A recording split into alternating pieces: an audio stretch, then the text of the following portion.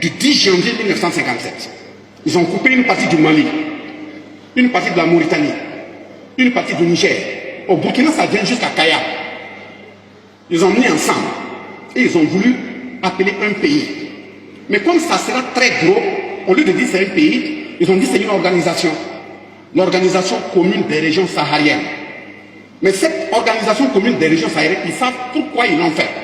Parce que quand tu analyses dans le monde de la façon dont les sources d'eau sont en train de tarir ou d'être polluées, la source d'eau gigantesque qui est capable de tenir l'humanité en vie se trouve au Sahel. Ça prend source dans les zones de l'Algérie, Mauritanie, des embranchements vont au Mali, au Niger, ça passe par le Burkina, ça va jusqu'en Égypte.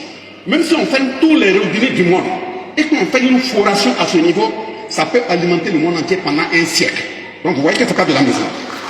Le deuxième élément, ils avaient dit que dans notre pays, il n'y a pas d'or. On a combien d'usines de production d'or? Ils avaient dit qu'il n'y a pas de pétrole. Il ne peut pas avoir du pétrole au Niger, des traces au Mali, ici il n'y en a pas. L'uranium, il y en aura. Même le diamant, on avait dit qu'il n'y en a pas. On leur a dit que ce n'est pas vrai. Parce qu'il faut former les gens qui ont la capacité de détecter.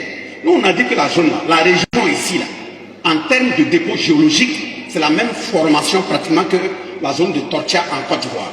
Il ne peut pas avoir du diamant en Côte d'Ivoire et il n'y a pas de diamant dans la zone de Bankora. Ce n'est pas vrai. C'est la même géologie qu'on fait. On a vu 2011, octobre 2011, j'ai quitté Johannesburg, Skal Addis Abeba, je suis tombé sur un blanc qui dit que lui loge à l'hôtel de l'indépendance, voilà, que lui vient vers Bankora pour demander un permis de prospection diamantifère. Parce que j'ai dit et je répète, parce que la roche mère, qui est une roche basique, qui indique qu'on peut trouver du diamant ici, je dis bien qu'on peut trouver du diamant ici, on appelle ça le kimberlite. On ne peut pas avoir le kimberlite à Tortia, le kimberlite en Afrique du Sud, il y a les tracts ici et vous nous dites qu'il n'y a pas de diamant. Donc, tous ces permis qui demandent là, ça ne sera pas donné. On va bloquer, trouver les moyens, venir prospecter notre propre diamant et à exploiter tout le monde. C'est ça les gens ne veulent pas.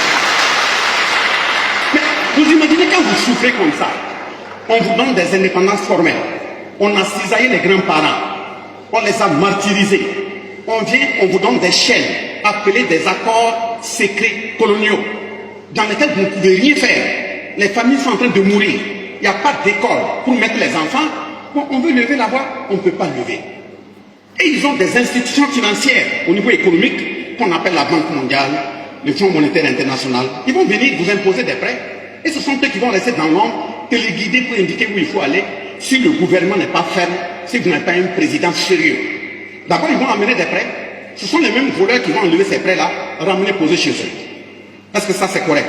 C'est dit dans l'accord colonial qui est posé là. Et tout ce que je dis, c'est vérifiable. Voilà pourquoi je dis, quand je parle, je dis vérifier sur le net.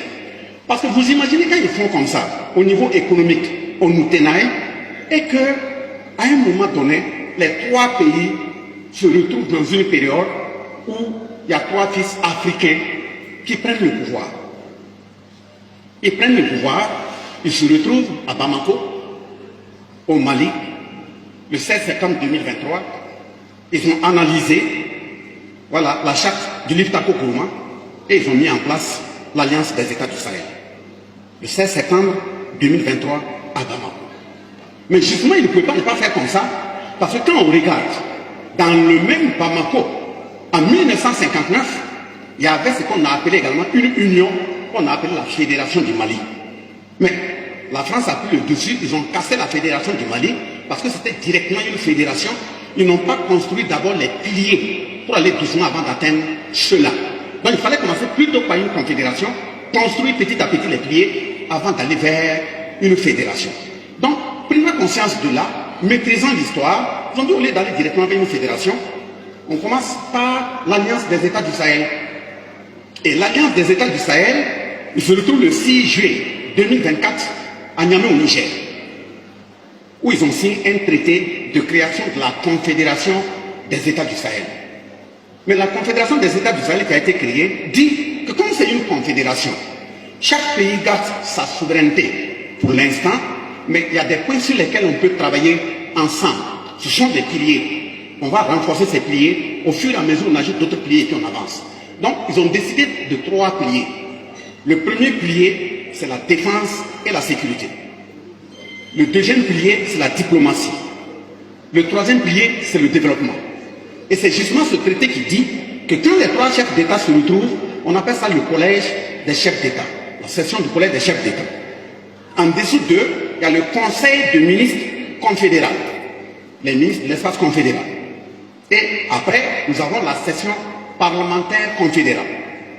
Et après cela, il a été dit que dans chaque pays, on doit créer une commission nationale de la Confédération des États du Sahel.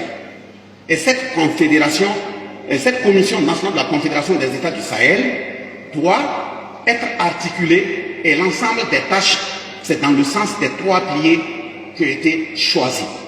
Voilà pourquoi, quand le président est rentré, il a pris le décret 1329, voilà, du 6 novembre 2024, pour créer cette commission.